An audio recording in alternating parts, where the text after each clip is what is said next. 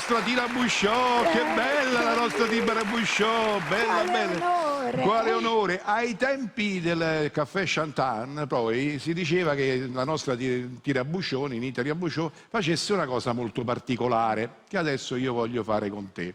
Perché la sua esibizione, diciamo i commensali che erano presenti chiedevano sempre una cosa alla fine, no? Vabbè, tu non ti ricordi, sì, no, ma diciamo per i nostri ricordi che abbiamo del tempo, perché Carla, e come si bella, e come si bella.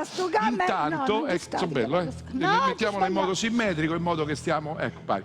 Allora, qual era la cosa che chiede?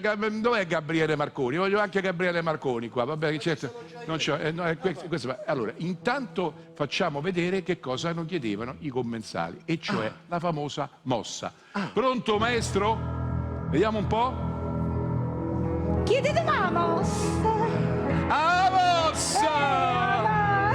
Volete la mossa? Facciamo la mossa. Intrigante, intrigantissima.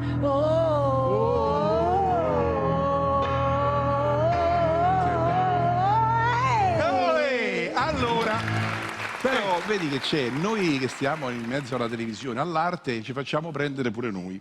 Allora, se lei mi rifà la cosa, posso provarci anch'io a fare la mossa? Io da quando ero bambino dico voglio fare la mossa.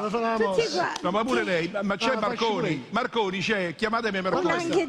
Fatemi venire Marconi. Allora, quando arriva Marconi, vedremo, se non arriva è perché si vergogna. Allora, maestro, vada, lei crei l'aspettativa, tu guarda se lo facciamo bene. Che passo di là pure io, la mossa. Dove deve andare? No, deve stare. Qui, dove? Qua. Maestro. Insieme, insieme. Allora. Tutti a destra, sì, tutti a sinistra. Tutti a destra, tutti a sinistra. Via. Via.